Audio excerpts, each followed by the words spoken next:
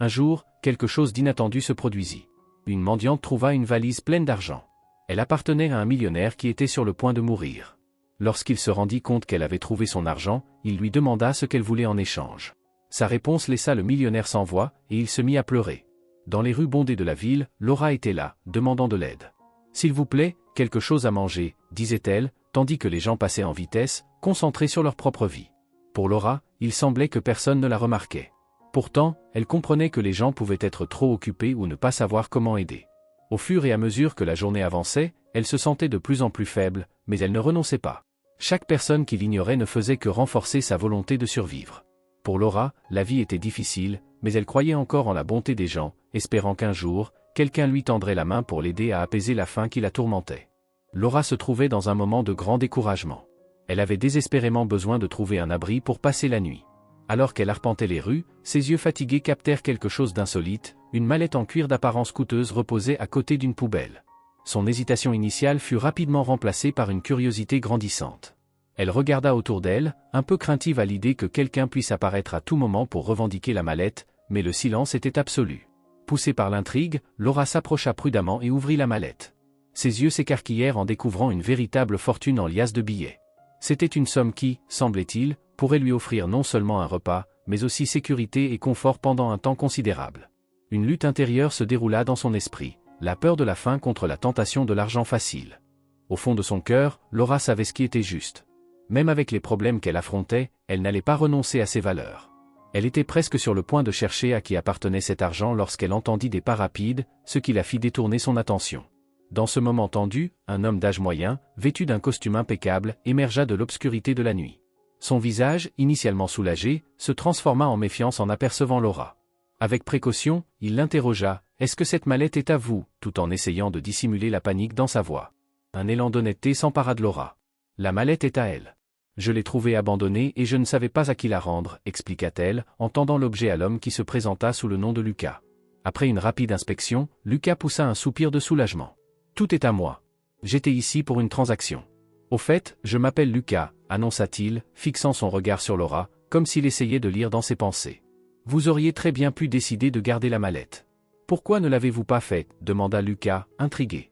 Laura répondit avec simplicité, mais avec une sincérité qui résonnait profondément. « Ça n'aurait pas été juste et je n'aurais pas été heureuse de savoir qu'elle appartenait à quelqu'un d'autre. » Pendant la conversation, l'homme élégant remarqua quelque chose de spécial chez Laura. « Vous semblez être une personne honnête, ce qui est rare de nos jours. »« Quel est votre nom ?» demanda-t-il, montrant de l'intérêt.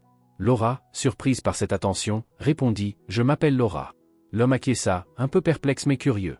Ensuite, Laura le surprit avec une proposition différente « Puis-je vous poser une question étrange ?» Il prit une profonde inspiration, choisissant soigneusement ses mots. « Je suis malade et je sais que mes jours sont comptés. Au cours de ma vie, j'ai accumulé beaucoup de choses, mais maintenant je me rends compte que ce que je désire le plus, ce n'est pas l'argent. » Après une pause, il prit une expression sérieuse, comme s'il évaluait l'impact de ses paroles.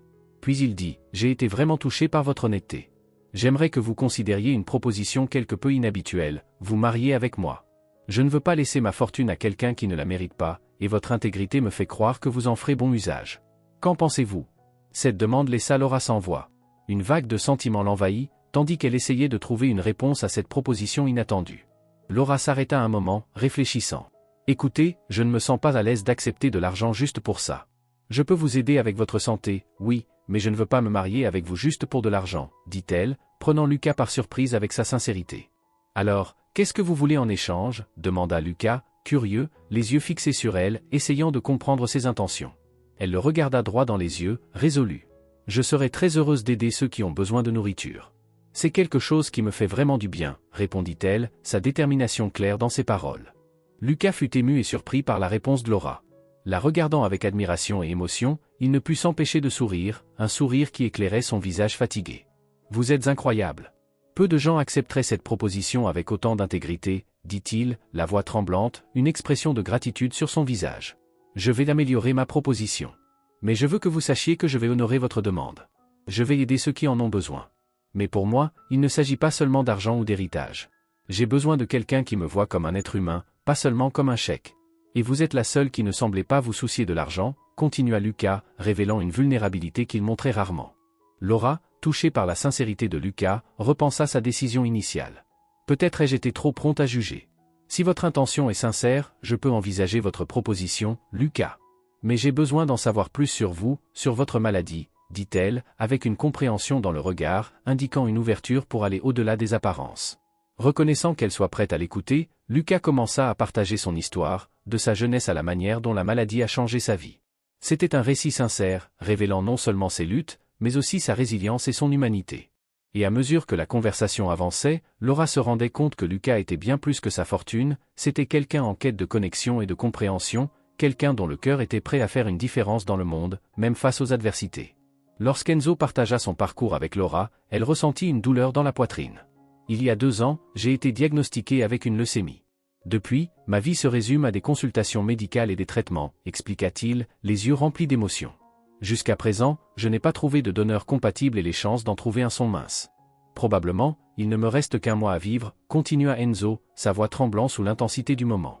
Laura fut touchée par la situation de Enzo, désirant ardemment qu'il trouve un remède. Sans une greffe de moelle osseuse, les médecins ne peuvent plus rien faire pour moi, ajouta Enzo, soulignant à quel point sa situation était grave. Ces mots pesèrent lourdement sur le cœur de Laura, lui faisant réaliser que sa décision ne changerait pas seulement sa vie, mais pourrait aussi en sauver une autre. En réfléchissant à ce que Enzo avait partagé, Laura sentit grandir en elle un sentiment de responsabilité. Je ne comprends peut-être pas grand-chose aux maladies, mais je sais prendre soin des gens. Si vous acceptez mon aide, je promets de faire tout mon possible pour vous aider, offrit Laura. Enzo lui serra la main, exprimant sa gratitude et son soulagement. C'est tout ce que je pouvais demander, dit-il, avec un sourire faible mais sincère. Enzo conduisit Laura jusqu'à sa voiture, où un chauffeur les attendait. Pendant le trajet, Laura écouta attentivement les histoires de Enzo, malgré la faim qui la tiraillait. À leur arrivée à la demeure, la voiture franchit de majestueux portails avant de s'arrêter devant une entrée imposante. Laura descendit, émerveillée par la grandeur de la propriété qui s'étendait devant ses yeux. Les murs blancs et les colonnes majestueuses semblaient tout droit sortis d'un rêve, quelque chose dont elle n'aurait jamais imaginé faire partie de sa réalité. Lucas vit l'expression surprise et prudente dans les yeux de Laura et lui adressa un sourire rassurant. « Je comprends que cela puisse être un peu trop, mais je veux que vous vous sentiez chez vous ici, dit-il avec douceur. L'intérieur du manoir était aussi magnifique que l'extérieur. Chaque détail, des lumières scintillantes au tapis moelleux en passant par les œuvres d'art originales, montrait qu'un soin particulier avait été apporté à tout et qu'il y avait beaucoup de richesse ici. Un domestique, qui était resté discret jusque-là, s'approcha. « Je vais vous préparer un bain, annonça-t-il à Laura avec un sourire aimable. Encore un peu mal à l'aise avec tant d'attention et de courtoisie, Laura acquiesça simplement de la tête. La salle de bain ressemblait à un spa, avec des serviettes douces et parfumées et une grande baignoire. L'eau tiède enveloppa Laura, nettoyant non seulement la saleté de la rue, mais aussi une partie du poids qu'elle portait sur ses épaules. Après le bain, Laura fut conduite dans une élégante salle à manger où le dîner était prêt. La table était magnifiquement dressée, et les arômes des plats faisaient gronder le ventre de Laura, lui rappelant à quel point elle avait faim. Lucas s'assit à côté d'elle, la regardant avec un intérêt presque paternel, tandis qu'elle commençait à manger timidement.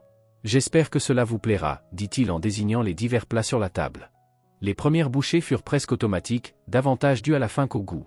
Mais à mesure que la faim s'estompait, Laura commença à réellement apprécier la nourriture. « C'est très bon, dit-elle à voix basse, un peu gênée par la faim qu'elle avait ressentie auparavant.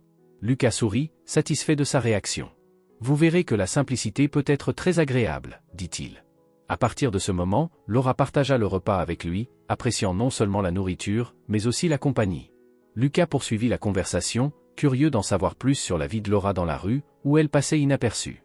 Pour Laura, recevoir de l'attention était quelque chose de nouveau, une sensation étrange mais réconfortante de faire partie de quelque chose de plus grand.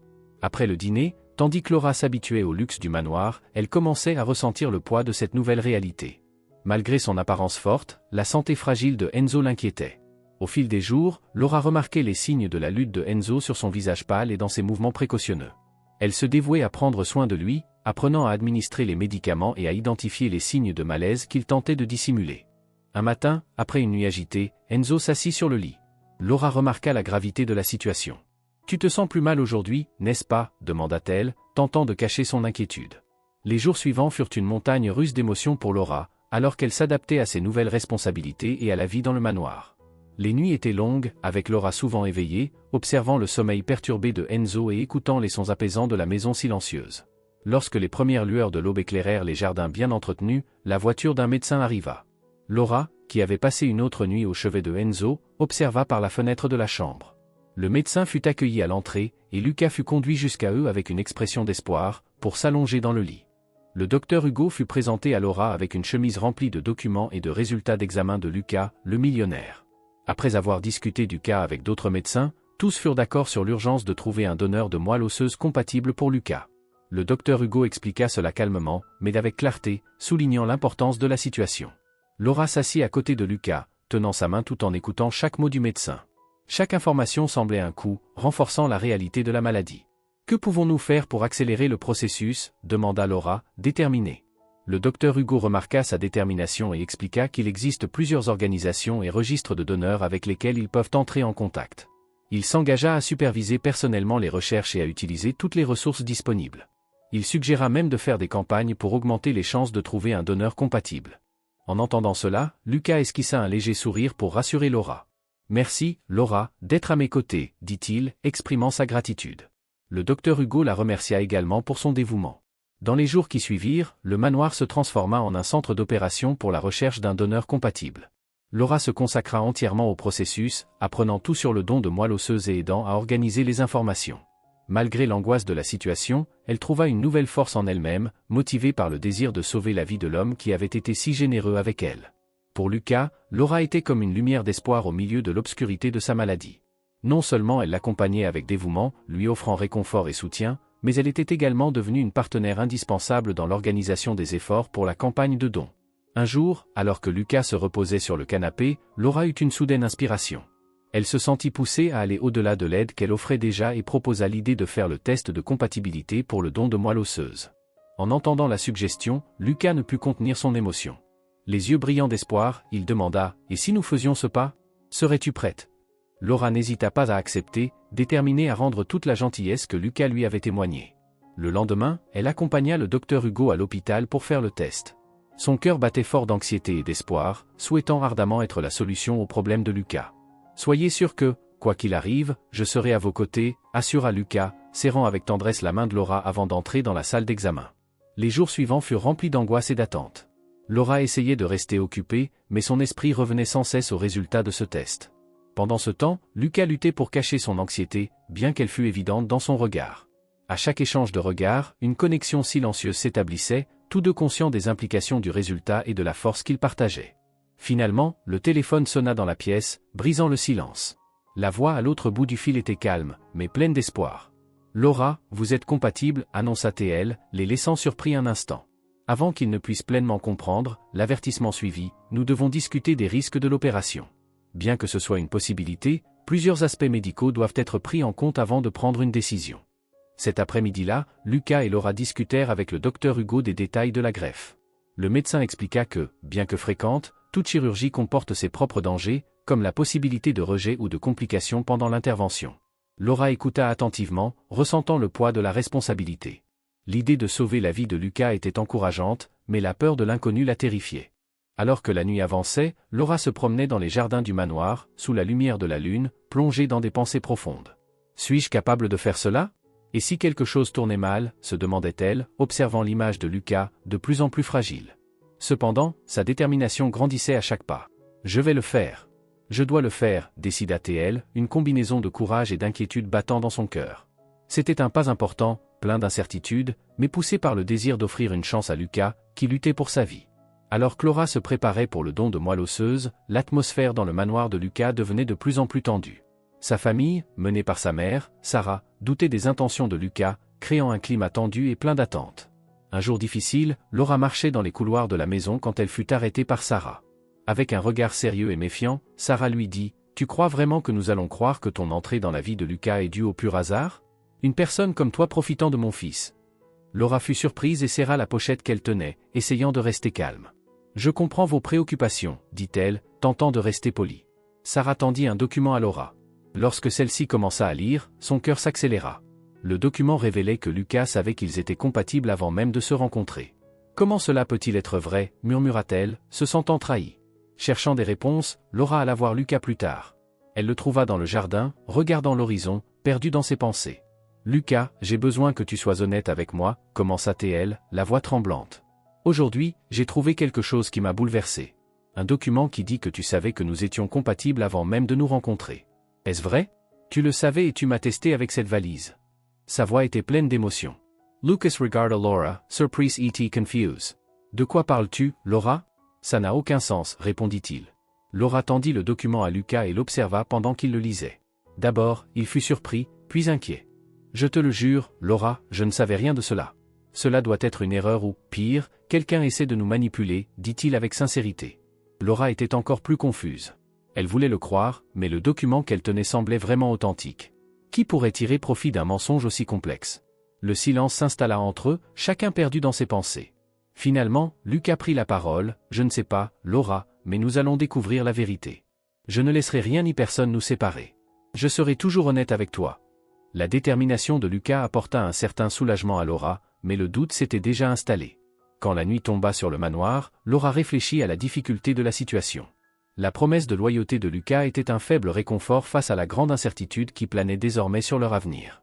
Le défi qu'ils devaient affronter ensemble venait de devenir encore plus ardu, et Laura savait que les jours à venir seraient cruciaux pour leur destin. Le lendemain matin, elle se trouvait devant les documents éparpillés sur la table de Lucas, l'esprit rempli de doutes. Chaque mot de l'email imprimé résonnait dans sa tête, suggérant un plan auquel elle ne voulait pas croire. Au fond d'elle, la bonté de Laura l'empêchait d'abandonner Lucas, surtout maintenant, alors qu'il avait le plus besoin d'elle. Décidée à résoudre la situation, Laura prit la décision de parler aux personnes les plus proches de Lucas. Elle commencerait par l'équipe médicale et les employés de la maison. Quelqu'un devait savoir quelque chose sur ce document, quelqu'un qui aurait vu quelque chose qui pourrait expliquer la situation. Pendant qu'elle discutait avec les soignants de Lucas, Laura demanda « Avez-vous remarqué quelque chose d'étrange ces derniers jours? Quelqu'un serait-il entré dans le bureau de Lucas ou aurait-il touché à ses papiers ?» Tous nièrent, affirmant que personne à part la mère de Lucas n'était entré dans le manoir. Confronter directement Sarah pourrait causer plus de problèmes, quelque chose dont Lucas n'avait pas besoin à ce moment-là. Laura décida donc d'attendre et d'observer, cherchant des indices qui pourraient révéler la vérité. Ainsi, elle resta déterminée à protéger Lucas et à découvrir la vérité, croyant que, ensemble, ils pourraient surmonter tous les obstacles. La confiance et l'amour qui les unissaient seraient la clé pour résoudre ce mystère. Laura gardait ses soupçons pour elle, observant tout avec attention. Elle ne voulait pas croire que la mère de Lucas puisse faire quelque chose d'aussi grave pour l'éloigner, même si Lucas avait besoin d'une greffe de moelle osseuse. Cet après-midi-là, alors que Lucas eut une grave rechute, Laura était dans le jardin, essayant d'éclaircir ses idées. Soudain, elle entendit des cris de secours. En courant à l'intérieur, elle vit Lucas, pâle et évanoui, tandis que l'équipe médicale tentait de l'aider. La dure réalité la frappa. Le temps pour le don de moelle osseuse était en train de s'épuiser. À l'hôpital, avec Lucas inconscient et la machine de maintien en vie en fonction, Laura lui tenait la main. Le doute à propos de l'email était toujours dans son esprit, mais en regardant le visage paisible de Lucas, elle prit sa décision. Peu importe ce que dit ce document. Je te connais, Lucas, et je suis ici pour t'aider, murmura-t-elle, plus déterminée que jamais. Le lendemain matin, Laura se préparait pour le don, suivant les instructions du docteur Hugo. Avec Lucas luttant pour sa vie, elle était résolue à se battre à ses côtés, en se fiant à l'amour et à la vérité qu'ils partageaient. La décision de Laura d'aider Lucas, malgré les incertitudes, montrait sa bonté et son courage, des qualités qui la guidaient même dans les moments les plus difficiles. Le jour suivant, comme promis, Laura entra dans la salle d'opération avec une détermination calme, malgré la nervosité. L'équipe médicale l'accueillit avec efficacité, la préparant pour l'intervention. Les lumières brillantes du plafond se reflétaient sur les instruments chirurgicaux, et le bruit des équipements du docteur Hugo créait une atmosphère qui pourrait être intimidante. Mais pour Laura, c'était l'endroit où elle allait se battre pour la vie de Lucas. « Vous êtes prête ?» demanda le docteur Hugo, en lui offrant un sourire rassurant tout en lui tenant brièvement la main. « Oui, » répondit Laura, le cœur battant à tout rompre, mais avec une voix ferme. « Je suis prête à tout pour aider. »« Lucas, » dit Laura alors que l'équipe médicale commençait la collecte de la moelle. Elle essayait de se concentrer sur des pensées positives, imaginant Lucas en bonne santé et rétabli. Cela l'aidait à rester calme jusqu'à ce que l'anesthésie commence à faire effet et qu'elle finisse par s'endormir. Le docteur Hugo entama l'opération comme à son habitude, mais quelque chose d'inattendu se produisit pendant l'intervention. Le moniteur qui enregistrait les signes vitaux de Laura commença à émettre des alarmes. La pression artérielle chute, annonça une des infirmières, tentant de garder son calme malgré la gravité de la situation. Le docteur Hugo et son équipe réagirent rapidement, ajustant l'équipement et administrant des médicaments pour la stabiliser. « Laura, restez avec nous, » dit le docteur Hugo, les yeux rivés sur les moniteurs, attentif à chaque changement. Il connaissait les risques encourus, mais voir Laura traverser cela donnait une nouvelle dimension à la situation. Ce n'était pas seulement la vie de Lucas qui était en jeu, mais aussi la sienne. L'équipe médicale travailla avec détermination pour maîtriser la complication. Pendant l'opération, le dévouement de Laura devint encore plus évident. Elle était prête à risquer tout pour aider Lucas, et le docteur Hugo était déterminé à faire tout ce qui était possible pour protéger les deux. Des heures plus tard, alors que Laura commençait à se réveiller, une infirmière s'approcha et dit « La collecte a été un succès, malgré les défis ». Une vague de soulagement envahit Laura. Elle avait fait sa part, et maintenant, Lucas avait une chance de se battre pour sa vie. Laura était sur la table d'opération, semblant très faible, et le docteur Hugo était à ses côtés, s'occupant d'elle avec attention. Il dit « Maintenant, nous allons prendre soin de vous, Laura ». Elle était encore un peu groggy à cause de l'anesthésie et demanda avec nervosité « Comment va Lucas ?» Le médecin prit une profonde respiration avant de répondre, gardant son calme « Lucas est stable, mais il rencontre encore quelques problèmes. L'opération s'est bien passée, mais nous devons voir comment il réagit dans les prochaines heures. » Laura acquiesça, remerciant pour la sincérité, mais s'inquiéta pour l'avenir. Lorsque la nuit arriva, l'état de Lucas se détériora très rapidement. Le docteur Hugo revint avec une expression très triste. « Laura, j'ai de mauvaises nouvelles. Lucas est entré dans le coma. Nous faisons tout ce que nous pouvons, mais la situation est très grave. » Ces paroles laissèrent Laura dévastée. Le silence était très lourd. Avec l'autorisation du médecin, elle se rendit à l'unité de soins intensifs. En voyant Lucas là, pâle et immobile, relié à plusieurs appareils, elle se désespéra. Elle s'assit à côté de lui, tenant sa main, qui était bien froide, tout en pleurant. « Lucas, s'il te plaît, bats-toi. J'ai encore besoin de toi.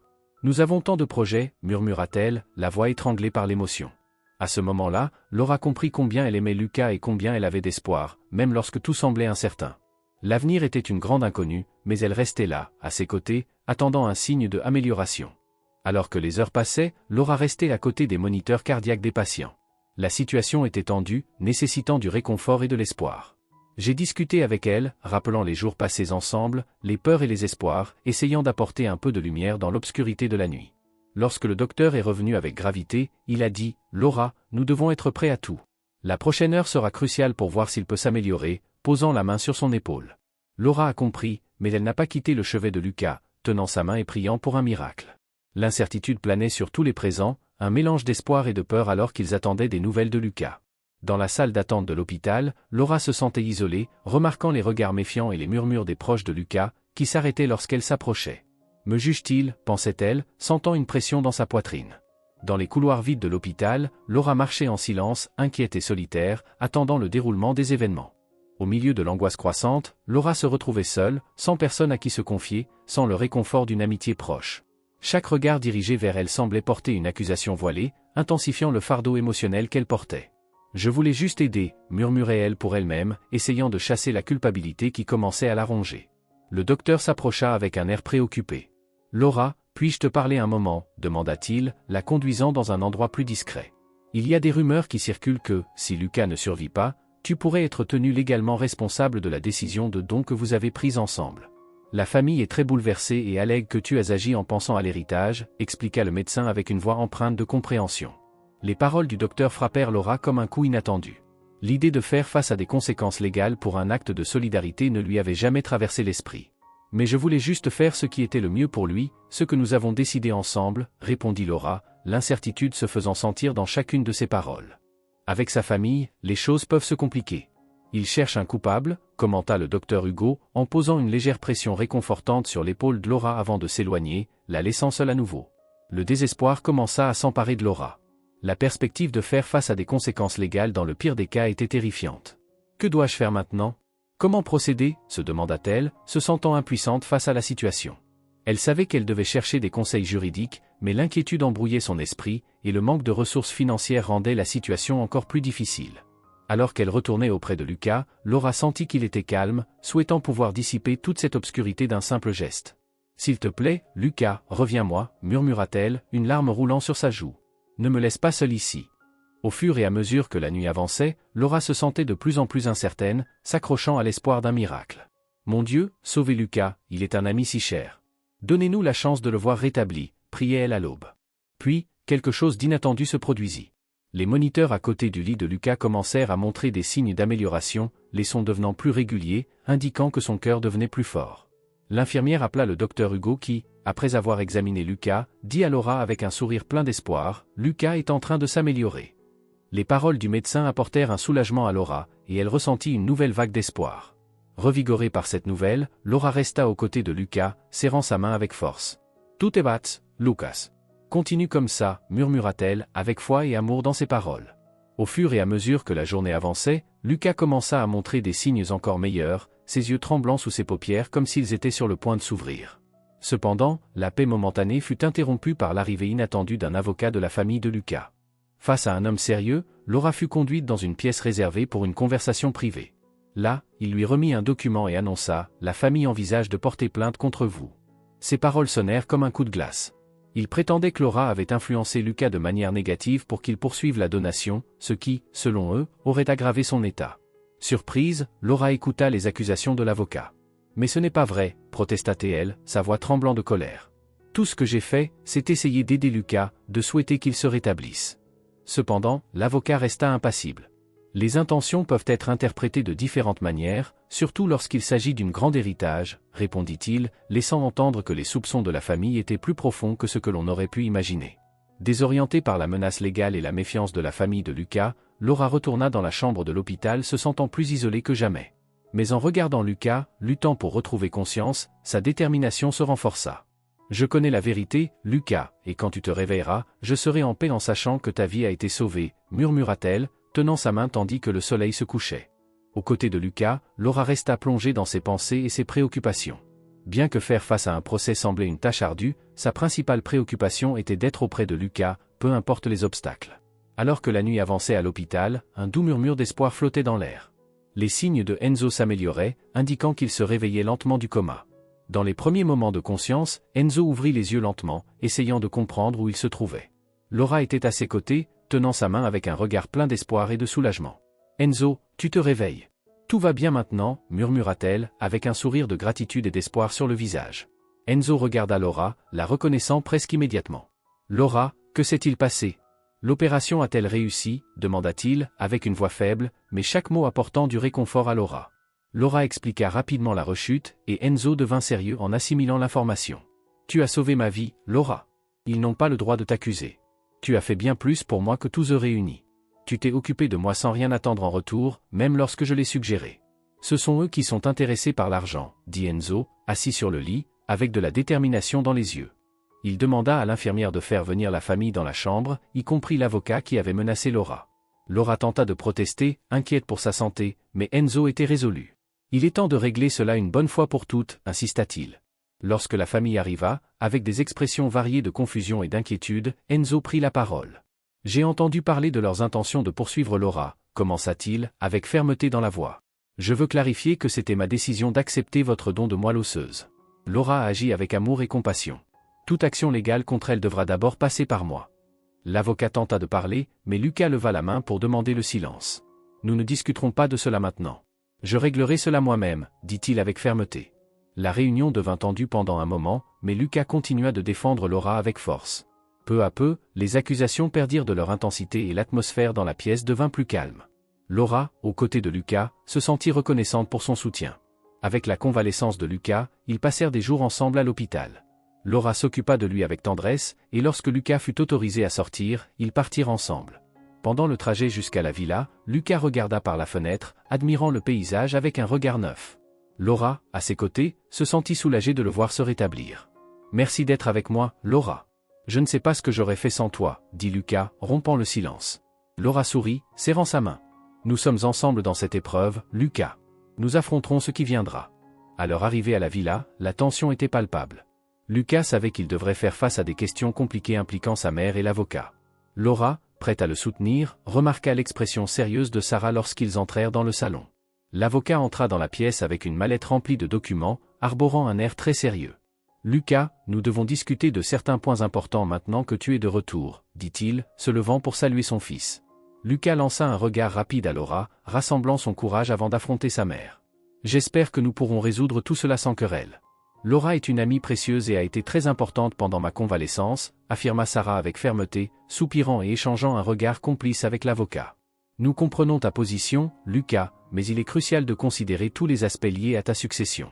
Ta mère veut s'assurer que l'argent et les biens de la famille soient protégés, donc il faut établir un nouveau testament, » expliqua l'avocat, visiblement préoccupé par les questions juridiques en jeu. Lucas ressentit un mélange de frustration et de résignation, mais il resta calme. « Je suis encore là et les médecins assurent que je me rétablis bien. Toute décision qui affecte Laura ou remet en question son importance dans ma vie ne sera pas acceptée. Je suis profondément reconnaissant pour tout ce qu'elle a fait pour moi. » Sans elle, je ne serais pas ici aujourd'hui, dit-il, tenant la main de Laura avec tendresse. Sarah sembla insatisfaite et prête à discuter. Lucas, il est important que tu comprennes que toutes ces décisions concernant la succession visent ton propre bien et l'avenir de notre famille, commença-t-elle à dire, sa voix trahissant la tension dans l'air. Cependant, Lucas resta ferme sur sa position. Maman, on dirait que tu te préoccupes plus de l'argent que de ma santé, dit Lucas, montrant sa déception. Laura a été d'une grande aide pour moi, tandis que tu sembles te soucier davantage de nos biens, continua-t-il, exprimant sa tristesse. Sarah se tourna rapidement, ses yeux montrant irritation et incrédulité. Lucas, j'essaie de garantir que notre héritage soit protégé des personnes qui voudraient en profiter. De grandes sommes d'argent attirent toujours des intérêts, et ton amie pourrait en faire partie. Nous ne devons pas oublier d'où elle vient, expliqua-t-elle, élevant un peu la voix. Mais Laura n'a jamais rien demandé en retour. Elle a même refusé l'héritage lorsque tu l'as offert. Comment peux-tu l'accuser d'être intéressée, argumenta Lucas, clairement frustré par sa mère. Laura resta aux côtés de Lucas, apportant un soutien silencieux, bien que les paroles de Sarah les blessaient. Ce n'est peut-être pas le moment pour discuter de cela. Lucas vient à peine de sortir de l'hôpital, essaya-t-elle d'intervenir, inquiète pour son ami. Dans un tourbillon d'émotions, Lucas exprima ses mots chargés de sentiments. Il affirmait que l'amour de sa mère ne devrait pas être gagné au détriment de la perte de personnes sincères, comme Laura.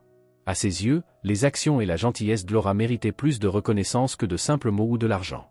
Sarah, quant à elle, réagit avec une mixture de surprise et de mépris, remettant en question l'innocence de Lucas et croyant que tout le monde a un prix. Le conflit verbal entre mère et fils révéla les tensions sous-jacentes et les vérités non dites qui planaient dans l'air. Cependant, Lucas resta ferme dans sa détermination, affirmant qu'il ne permettrait pas que les manipulations ou la cupidité déterminent les termes de son amitié avec Laura, ni les orientations de sa propre vie. En décidant de renoncer au testament au nom de la véritable valeur des relations personnelles, Lucas surprit même Laura. Toutefois, Sarah, réalisant la conviction inébranlable de son fils, accepta sa décision et se retira, tout en continuant à revendiquer ses droits sur la fortune. Alors que Sarah quittait la maison accompagnée par l'avocat, ces derniers mots résonnaient dans l'environnement, laissant une promesse sombre de regret. Cependant, Lucas et Laura, unis par l'amitié et maintenant également par une compréhension mutuelle des batailles qu'ils devraient encore affronter ensemble, échangèrent des regards significatifs, prêts à faire face à tout ce que l'avenir leur réservait, après des semaines de réflexion et de récupération. Lucas ressentait une nouvelle énergie en lui, comme s'il était sur le point de commencer une nouvelle phase dans l'histoire de sa famille. Laura, son amie fidèle, était plus qu'une simple compagne, elle était comme une base essentielle pour ce nouveau voyage qui commençait. Avec cela en tête, il convoqua tous les membres de la famille pour une réunion dans le luxueux salon de la villa, prêt à discuter des questions importantes concernant l'avenir. En attendant l'arrivée de tout le monde, Lucas remarquait la tension qui flottait dans l'air, comme si chacun savait que cette réunion était cruciale. Sarah, avec son regard mystérieux, entra dans la pièce accompagnée de l'avocat, montrant un mélange de prudence et de détermination. Les autres membres de la famille, visiblement nerveux, échangeaient des regards empreints d'attente. Lorsque tout le monde fut présent, Lucas commença à parler avec clarté et fermeté, surprenant certains par sa détermination. Il expliqua ses décisions concernant le testament et la manière dont il souhaitait que le patrimoine familial soit géré à l'avenir, s'appuyant sur ses expériences vécues et les leçons apprises. Après une pause, il regarda Laura avec un sourire réconfortant avant de continuer. Lucas décida de l'inclure dans le testament pour la remercier de tout le soutien qu'elle lui avait apporté au fil des ans. Malgré les commentaires qui suivirent, il leva la main pour calmer les doutes, laissant clairement entendre que sa décision était définitive. Sarah, bien que agitée, tenta d'argumenter sur l'héritage familial et les responsabilités partagées. Cependant, Lucas resta ferme dans ses convictions, gardant son calme et réaffirmant ses choix, convaincu qu'ils étaient les meilleurs pour l'avenir de tous.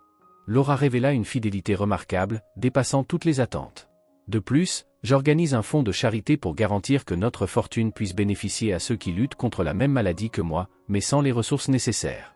Je mets également en place un fonds pour aider les plus démunis, comme Laura, qui ont affronté des difficultés extrêmes dans leur vie. Je prévois d'investir dans ces projets, en aidant ceux qui en ont le plus besoin, expliqua-t-il, s'adressant directement aux membres de la famille. J'ai décidé de laisser une somme modeste à tous les membres de la famille, y compris à ta mère, mais il est important de souligner que, lorsqu'il s'agit de famille, l'argent n'est pas le plus important, conclut Lucas.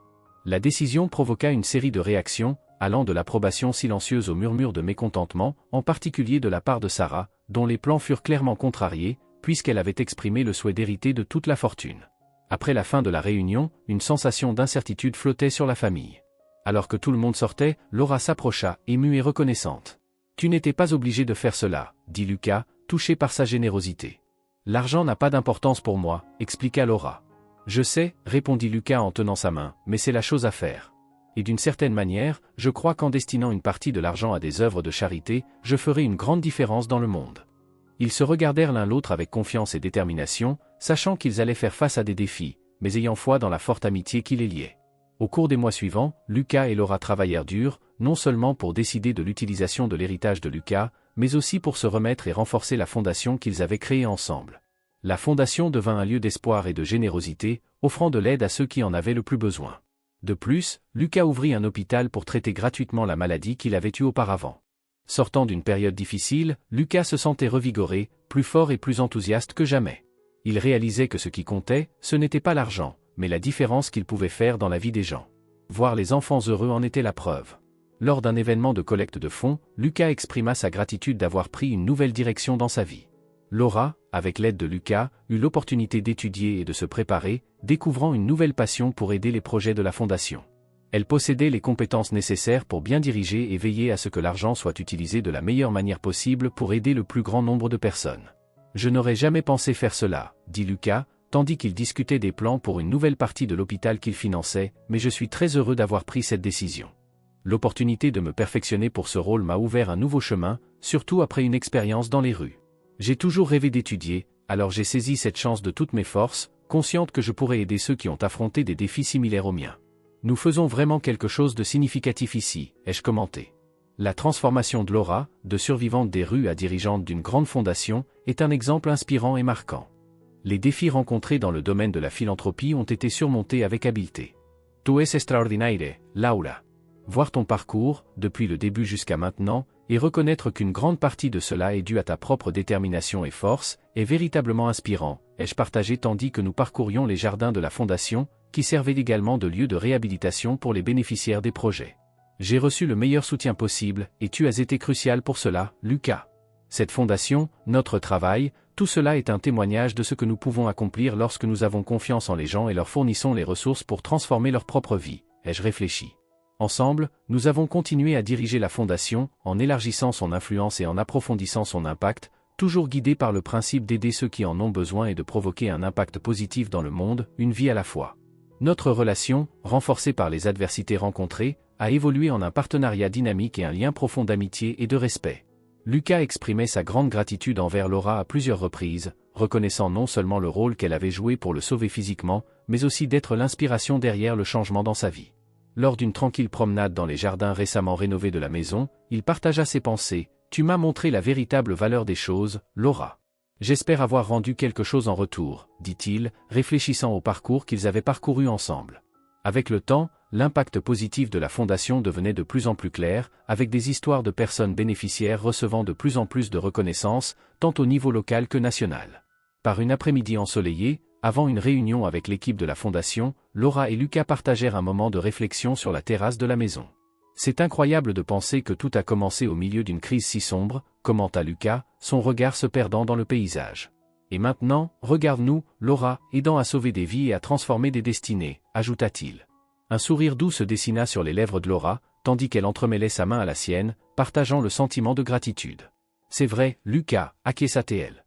Tout a commencé par un simple acte de bonté, un choix de faire ce qui est juste, pas ce qui est facile. Je suis profondément reconnaissante d'être à tes côtés dans ce voyage. Laura souligna l'importance de leur amitié comme un phare d'espoir, même dans les moments les plus sombres. Il y a toujours une lumière au bout du tunnel, une chance de faire une différence et d'éclairer la vie des autres, observa-t-elle. Pour Lucas et Laura, cette lumière brillait plus intensément que jamais. Le parcours de Laura et de Lucas a conduit à la création de deux institutions distinctes, chacune dédiée à une cause qui leur tenait particulièrement à cœur, l'une pour aider les personnes sans abri et l'autre pour soutenir les patients atteints de leucémie. Bien que séparées, ces deux institutions partageaient la même philosophie de compassion et d'engagement envers la transformation des vies. La Fondation Nouveau Départ, axée sur l'aide aux personnes sans abri, est née de l'empathie profonde de Laura et de Lucas pour ceux qui vivaient sans domicile. Ils ont commencé à travailler dans une ancienne usine abandonnée, transformant les lieux en un refuge temporaire pouvant accueillir des dizaines de personnes. L'objectif était de fournir plus qu'un simple endroit pour dormir, ils voulaient offrir de l'espoir et des opportunités de recommencement. Dans le refuge, les résidents avaient accès à des repas chauds, des vêtements propres et des soins médicaux de base. En outre, la Fondation proposait des programmes de réhabilitation, un soutien psychologique et des ateliers de formation professionnelle. Laura était particulièrement impliquée dans les activités artistiques et les thérapies, croyant fermement au pouvoir de l'expression créative pour aider les gens à trouver de nouvelles directions dans leur vie. L'une des initiatives les plus réussies fut le programme Portes ouvertes, qui offrait une formation professionnelle dans des domaines tels que le bâtiment, le jardinage et la cuisine. De nombreuses entreprises locales se sont jointes à la cause, proposant des stages et des opportunités d'emploi aux participants. Joao, l'un des premiers bénéficiaires du programme, a raconté son histoire avec gratitude. « Avant, je n'avais pas d'espoir. Mais ici, j'ai trouvé du soutien et une nouvelle chance. Maintenant, je travaille dans une entreprise de paysagisme et je reconstruis ma vie. » Un autre projet important de la fondation était « Passage sécurisé », qui fournissait une aide juridique pour résoudre les problèmes de documentation et les questions légales qui empêchaient souvent les gens de redémarrer leur vie. Anna Maria, une avocate bénévole, consacrait des heures de son temps pour aider les résidents du refuge. Voir la transformation de chaque individu, de sans-abri à citoyen avec des droits et de la dignité, est extrêmement gratifiant, a-t-elle commenté. Pendant ce temps, la Fondation Espoir et Vie se concentrait sur le soutien aux patients atteints de leucémie, une cause qui touchait profondément Lucas en raison de sa propre expérience avec la maladie. La Fondation offrait un soutien financier pour les traitements, tout en créant un réseau de soutien émotionnel pour les patients et leurs familles. Lucas s'est consacré à créer un environnement accueillant et de haute qualité pour le traitement et la récupération. Le Centre Espoir, principale installation de la Fondation, disposait d'une équipe médicale spécialisée et offrait une variété de thérapies complémentaires, telles que le yoga et l'art-thérapie. La Fondation organisait également des campagnes de sensibilisation sur l'importance du don de moelle osseuse et promouvait des examens préventifs dans les communautés défavorisées. Mariana, une jeune mère diagnostiquée avec une leucémie, a trouvé dans la Fondation non seulement des soins médicaux, mais aussi une communauté de soutien. Ici, je ne suis pas seulement une patiente, je fais partie d'une famille qui se bat ensemble. La Fondation m'a donné la force de continuer et de croire en la guérison, a-t-elle relaté avec émotion lors d'un événement de collecte de fonds. La Fondation a également lancé le programme Lumière d'Espoir, qui offrait un soutien psychologique et une thérapie occupationnelle pour les patients et leurs familles. Sarah, une psychologue bénévole, a décrit l'importance de ce travail. La lutte contre la leucémie est à la fois émotionnelle et physique. Offrir un espace où les patients peuvent exprimer leurs peurs et leurs espoirs fait une énorme différence dans la guérison. Bien que les fondations soient distinctes, Laura et Lucas collaboraient fréquemment, partageant leurs ressources et leurs connaissances. Ils organisaient des événements conjoints pour la collecte de fonds et des campagnes de sensibilisation soulignant l'importance du soutien communautaire en période de crise. Lors de l'une de ces occasions, un grand dîner de charité organisé dans les jardins de la maison a réuni des partisans des deux causes, célébrant l'impact positif des initiatives. Lors de l'événement, Lucas a prononcé un discours qui a touché tout le monde. Nous avons commencé avec un simple acte de bonté. Et maintenant, ensemble, nous faisons une réelle différence dans la vie de nombreuses personnes. Chaque histoire de succès, chaque vie transformée, est un témoignage du pouvoir de la compassion et du travail collaboratif.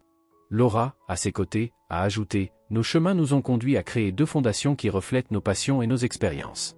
Bien qu'elles soient différentes, elles sont unies par le même esprit d'espoir et de renouveau. Et c'est quelque chose qui nous guidera toujours. » Les fondations ont continué à croître et à prospérer, devenant des exemples de la manière dont la dédication et l'amour pour les autres peuvent transformer des réalités. Laura et Lucas, toujours unis, sont devenus des symboles de résilience et d'inspiration, montrant que même dans l'adversité, il est possible d'allumer une lumière qui éclaire de nombreux chemins. L'héritage de Laura et Lucas est une histoire qui transcende la simple inspiration, devenant une épopée moderne d'amour, de rédemption et d'espoir. Le point de départ fut une rencontre inattendue, où les destins de deux êtres si différents se croisèrent de manière improbable. Laura, avec son intégrité inébranlable et sa résilience incomparable, et Lucas, avec sa générosité et sa compassion, formèrent une alliance qui défia les conventions sociales et transforma des vies. Le geste de bonté de Laura, en retournant la mallette pleine d'argent de Lucas, fut un jalon crucial dans ce parcours. Pour Lucas, habitué à un monde où l'argent corrompt souvent les valeurs, l'acte désintéressé de Laura fut une révélation. Il vit en elle non seulement une personne extraordinaire, mais aussi un rappel vivant du pouvoir de la bonté humaine. Cette rencontre transformante déclencha une série d'événements qui conduisirent à la création des fondations Novo Recomeço et Esperança et Vida. Laura, poussée par la gratitude et la détermination de rendre l'aide qu'elle avait reçue, fut le moteur de la fondation Novo Recomeço, dédiée à aider les personnes sans abri.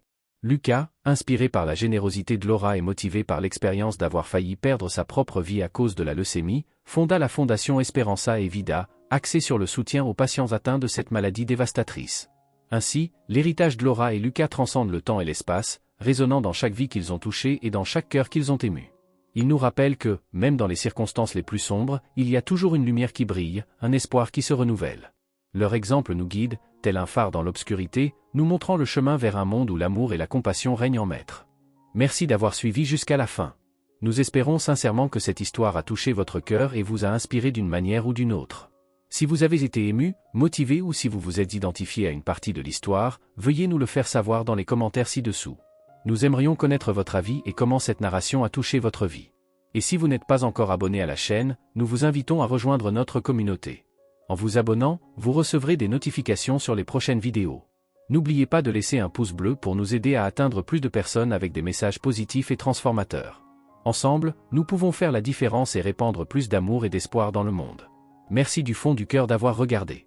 Nous avons hâte de partager d'autres histoires incroyables avec vous. À la prochaine vidéo.